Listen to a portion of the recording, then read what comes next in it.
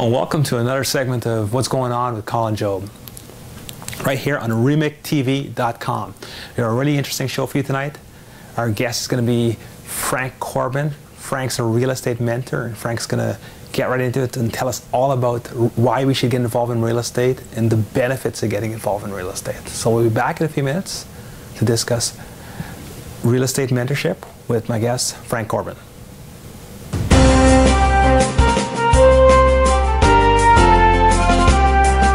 Never been easier to become rich by investing in real estate. Sign up now to attend the REMIC Wealth Institute's next free wealth building seminar in your area. It doesn't matter if you have good credit, poor credit, or no credit. You'll learn how to invest in real estate with no money down, no income, and no credit. Call 1-888-887-3642 or visit www.remiccorp.com. We're back on What's Going On with Colin Jobe. And I have a special guest with me tonight, Frank Corbin. Frank's a real estate mentor. Frank, welcome to the show. Oh, thank you, Colin. Thank you. You're very welcome. Thanks for coming on. So you're a real estate mentor. That's a very interesting title. I mean, I've heard a lot of a real estate business, real estate education, but I've never heard anyone describe themselves as a real estate mentor.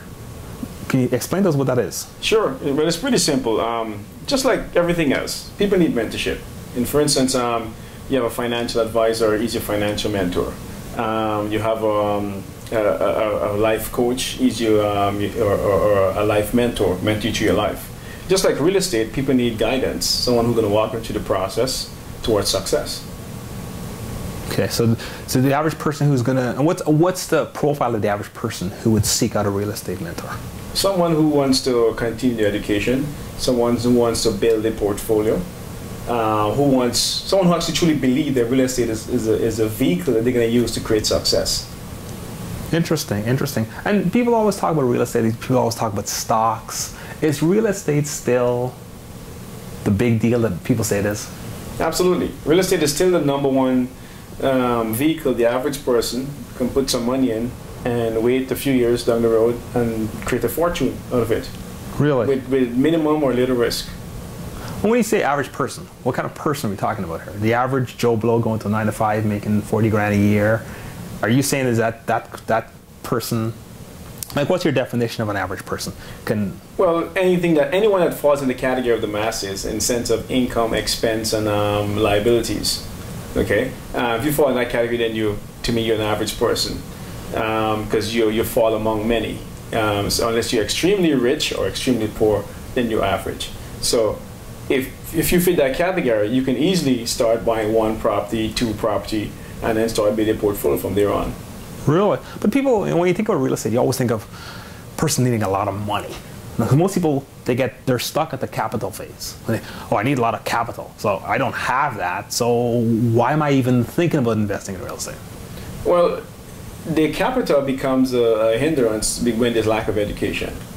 Like everything else, people think they need a lot of money to buy stocks too, and that's not the case. Okay, it's the same as real estate. You don't need a lot of money to buy real estate. You can start off with less than 5% down, sometimes 0 down, and start by your first home or investment property. And from there on, you start building to increase your portfolio. Really?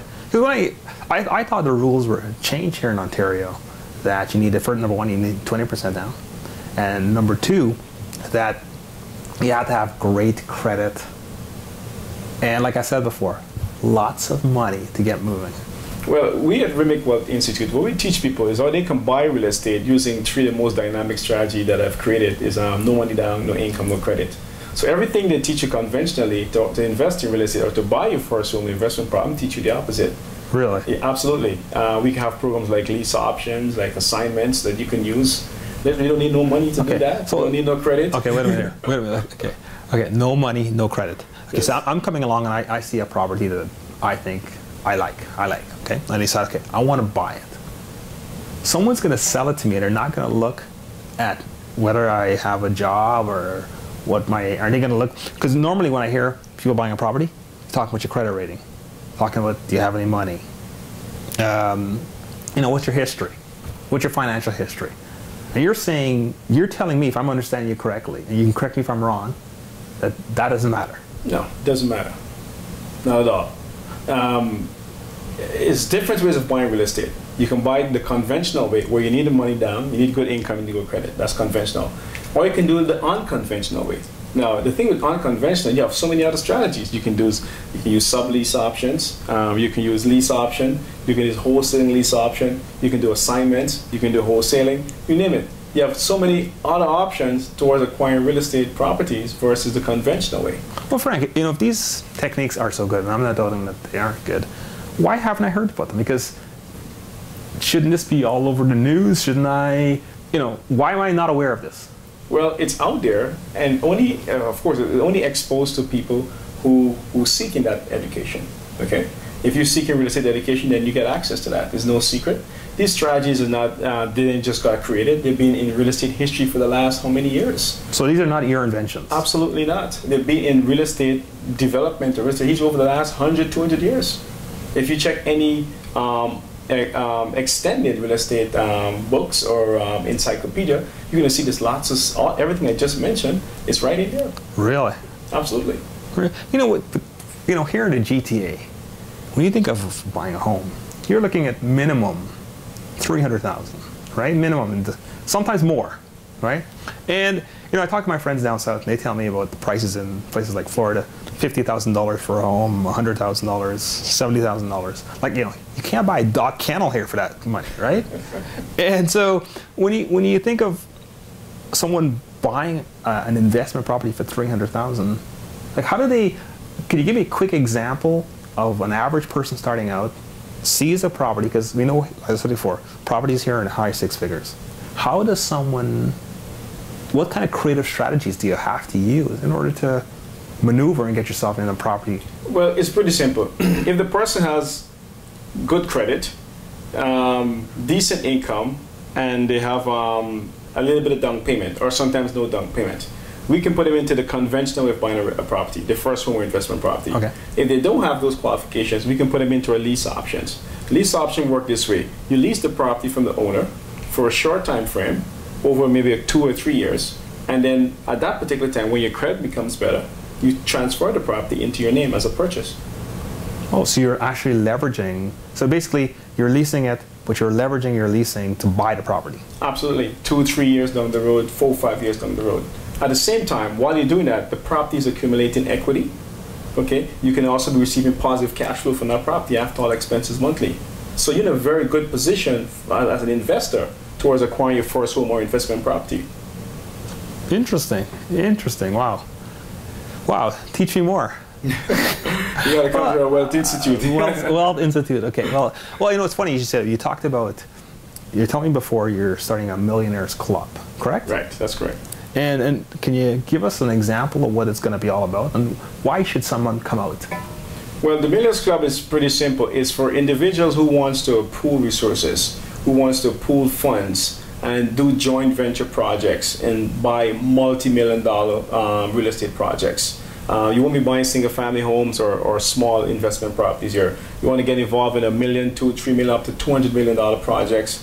You can get involved with the Millionaires Club. At the same time, the joint venture strategy we use pretty much is I call it the mutual fund of real estate. So again, so mutual funds with stock people pour resources and they buy a bunch of stocks, different companies. The same thing we do in the Millionaires Club. We pool in resources and buy multi-million-dollar projects. At the same time, we have a continuing educational program where people continue educating themselves and different forms of wealth development, from asset protection to the right insurance coverage, and the list goes on, to tax minimization.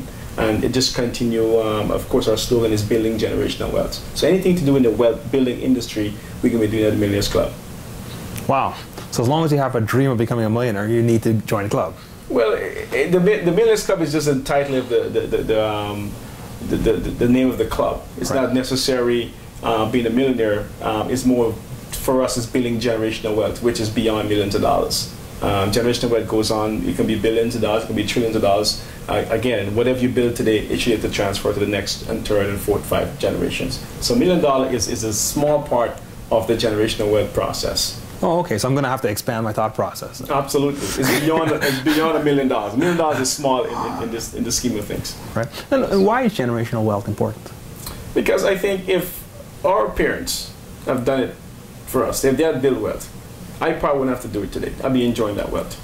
Okay, if I do it for my kids, then they have something to inherit, something to benefit, and that's important to me that we are always pay forward to the next generation. Very, very important.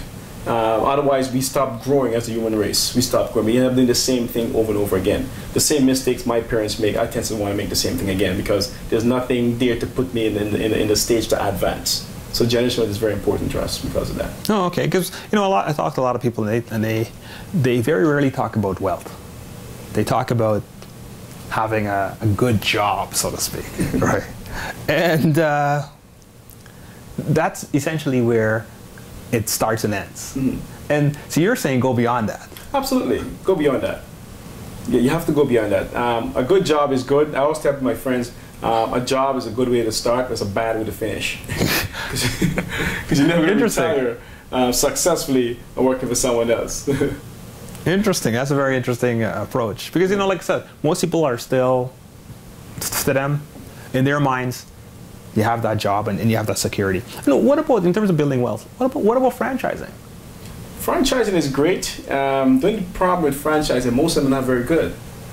Most franchises are not very good. Yeah, but Frank, when I look outside the window, I see franchises all over the place here. Yes, from a franchise perspective, from the franchisor perspective, it's good for him. But the franchisee, the person who running that location, most of them are not making any money. Really? So most franchises are operating at a loss? Most of them are operating at a loss or in the break-even or maybe just making a little bit. Most franchises not making a lot of money. Really? I'm surprised to hear that because it's from McDonald's started franchising concept back in the 50s, right? And now there are literally thousands of franchises out there. Yeah, McDonald's is a good franchise, and there's a few more others, but most of the other ones are not good, very good franchises. That's very, very interesting. And you talked before about real estate. When we talk about real estate, we have to talk about credit.